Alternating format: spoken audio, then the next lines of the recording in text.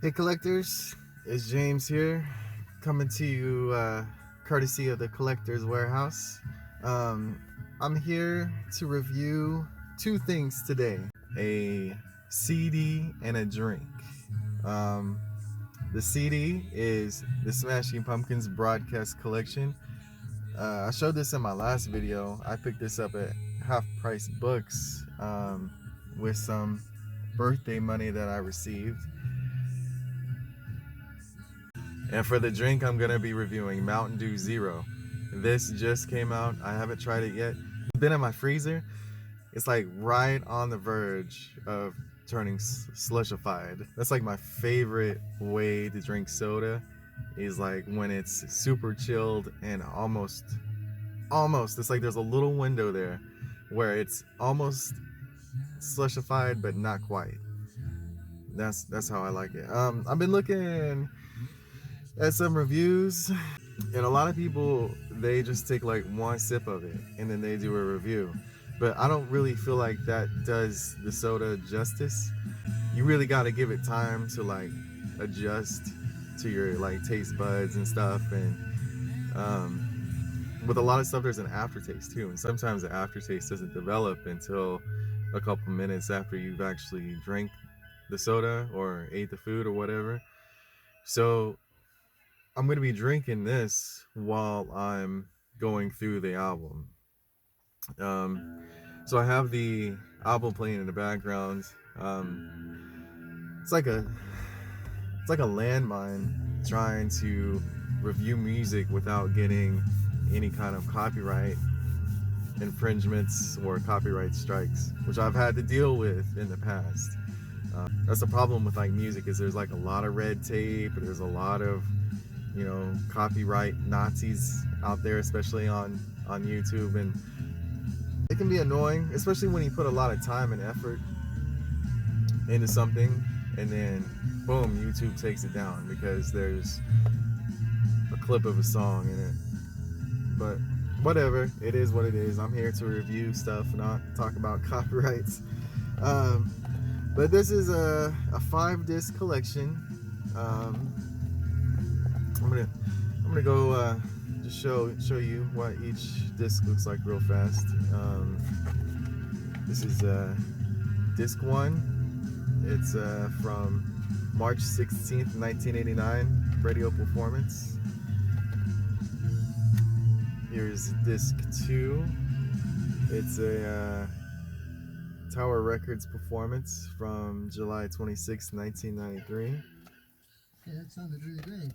Here's disc 3. It's a Cabaret Metro Chicago performance, August 14th, 1993. That's not the banana LP, right? Disc 4. Do you guys have any cassettes out or LPs that are Riviera Theater Chicago performance, October 23rd, 1995. Disc 5. Riviera Theater again in Chicago, October 23rd, 1995. So you get 5 discs, and you get a little booklet too. I think this is just some,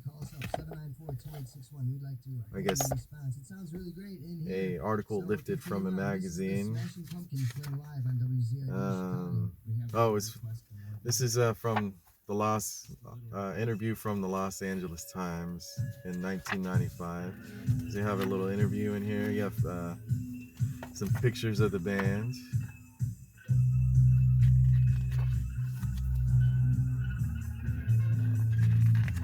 Okay, the article here is lifted from a Rolling Stone issue in 1993.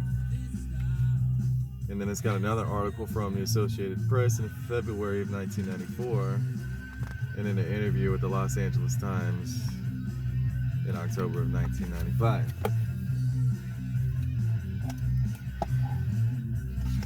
So as the music's playing, I'm gonna be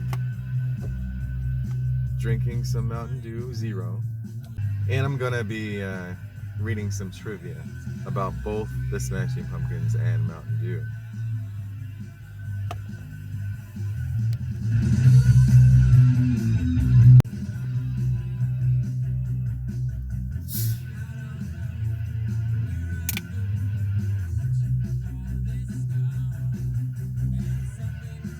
It smells like regular Mountain Dew. I'm a big fan of regular Mountain Dew and Diet Mountain Dew. I drink them both like pretty frequently. Um, I've always drank Mountain Dew since I was a kid. I just really like the flavor. Um, the past year or so, I've been switching to Diet Mountain Dew, just because I've been trying to like not drink so much sugar.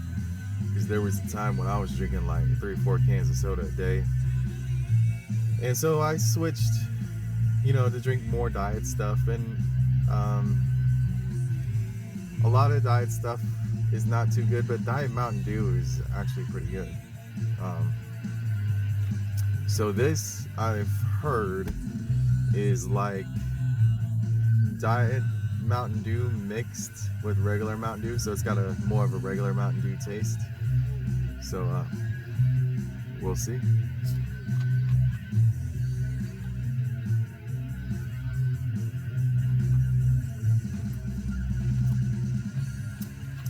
Okay, well, my initial reaction is that it still has a diet taste. It definitely tastes the diet flavor. Right now, I would say it leans more towards tasting like Diet Mountain Dew than it does regular Mountain Dew. But we'll see. We'll keep drinking it. And you're listening to the Smashing Pumpkins broadcast collection, 1989 through 1995. This covers some of their radio performances from WZRD Studios in Chicago. This is an import released in the UK on December 14th, 2016. It sells anywhere from $35 to $65 online. If you watched my last video, I found it at Half Price Books. They're pretty good at carrying imports and stuff you don't really see too often. That's why I like going there. I like going to a store and seeing things that I don't normally see other places. When I found it a couple weeks ago, it had been marked down to $9.99. Of course, I had to get it because I'm a big Smashing Pumpkins fan and I'm a big collector.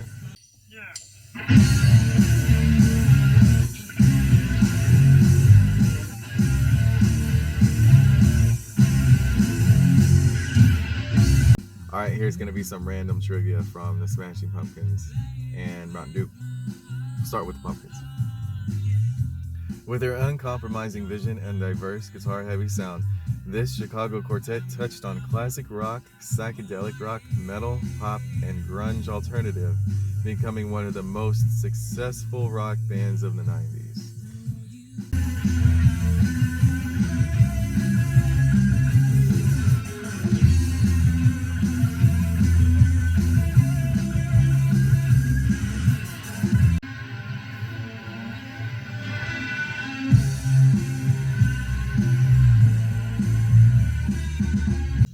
Mountain Dew is a carbonated soft drink produced and owned by Pepsi.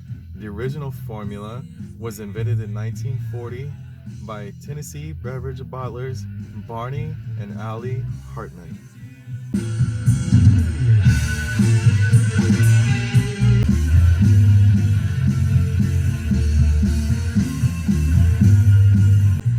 Between the 1940s and the 1980s, there was only one variety of Mountain Dew, the standard citrus flavor.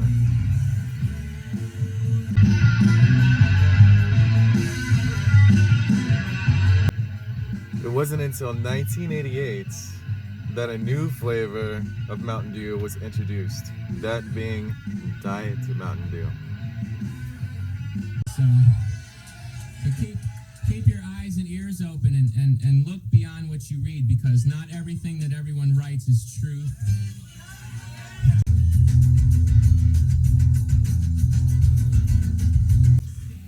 After the 1988 release of Diet Mountain Dew, there was not another new flavor until 2001, that being Mountain Dew Code Red, a cherry flavor of Mountain Dew.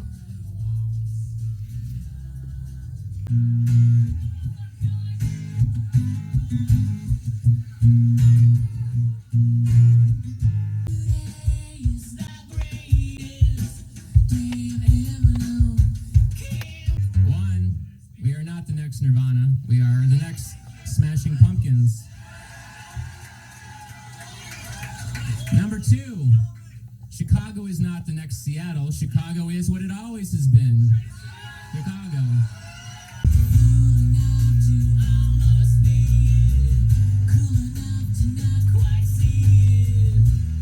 Since 2001, Mountain Dew has released new, limited edition, and retailer-specific flavors almost every single year.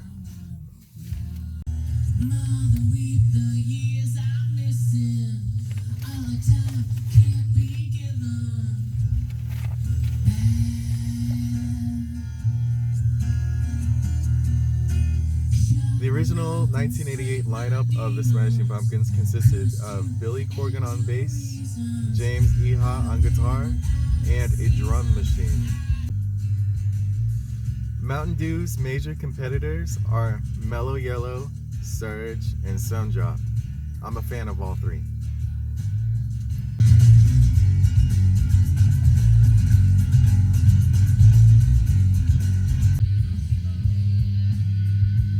The Smashing Pumpkins' second full-length album, Siamese Dream, was recorded in Marietta, Georgia. The main ingredients of Mountain Dew are carbonated water, high fructose corn syrup, orange juice, caffeine, vegetable oil, citric acid, and yellow number 5. In 2008, Doritos debuted a mystery flavor known as Quest, featuring a campaign of online puzzles and prizes to identify the Quest flavor.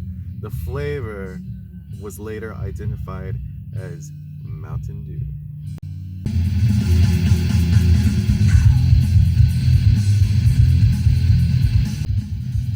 The Smashing Pumpkins have been nominated for a Grammy 13 times, winning 2 of them. The song Good Old Mountain Dew has been recorded and covered by artists such as the Stanley Brothers, Grandpa Jones, and Willie Nelson.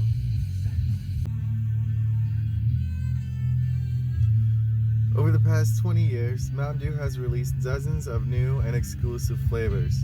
Some examples of those include Baja Blast, Voltage, Code Red, Liberty Brew, Pitch Black, Live Wire, Game Fuel, Whiteout, Supernova, Holiday Brew, Voodoo, Typhoon, The Dark Knight, Dark Berry, Sweet Lightning, Maui Burst, and Distortion.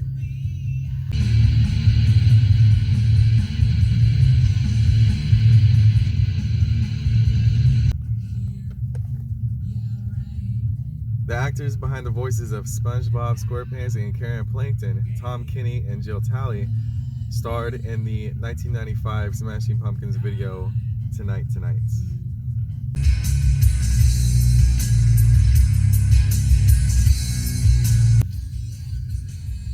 A can of Mountain Dew contains 55 milligrams of caffeine, over 50% more than a Coca-Cola. Originally, Mountain Dew was intended to have more caffeine. According to legend, a prototype of today's version once had so much caffeine in it that when it was bottled, the caffeine would crystallize, making it look like shards of ice inside the bottle.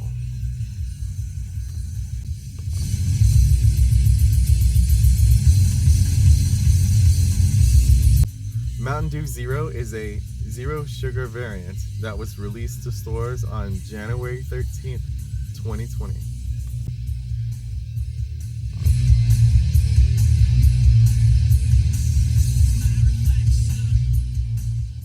The Smashing Pumpkins' third album, Melancholy and the Infinite Sadness, is their best-selling album to date, selling more than 11 million copies.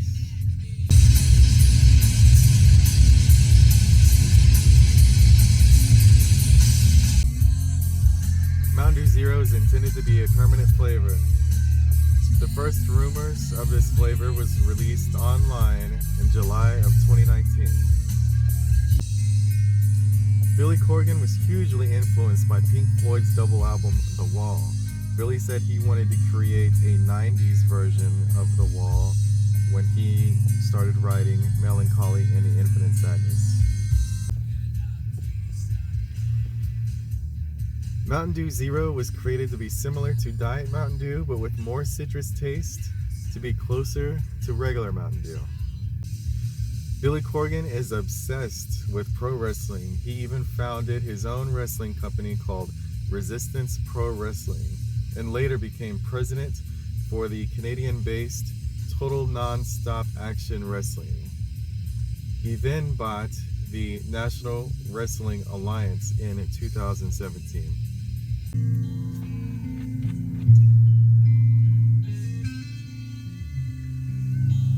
Pepsi intends to keep Diet Mountain Dew on the market as well as Mountain Dew Zero, so they will coexist.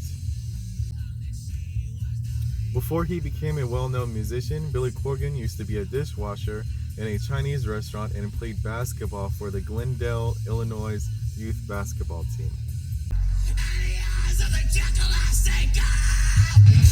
Pepsi has planned to unveil commercials for Mountain Dew Zero during Super Bowl 54, which will be airing on Sunday, February 2nd, 2020.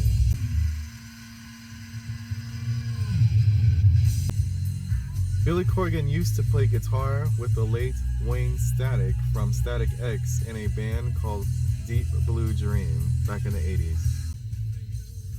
And this concludes my review of the Smashing Pumpkins broadcast collection and Mountain Dew Zero. Zero, Smashing Pumpkins, get it? I would give the broadcast collection an 8 out of 10 if you're a Smashing Pumpkin fan. I mean, it's not a must own because most of these performances are on YouTube. But if you're a collector like I am, it's nice to have in your collection, and there are some really awesome performances on here.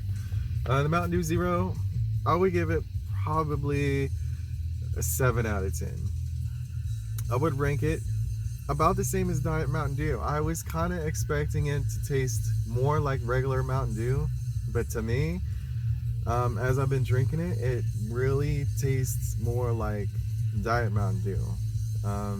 If you're a fan of Diet Mountain Dew, I don't really see how you would convert to Mountain Dew Zero because they're just too similar. It's like Blu-ray and 4K. If Diet Mountain Dew is Blu-ray, then Mountain Dew Zero is 4K. It's like, yeah, it's an upgrade, but it's not like a dramatic upgrade. Well, I guess that's gonna do it. Thank you for watching, and remember, it's collecting, not hoarding. Peace.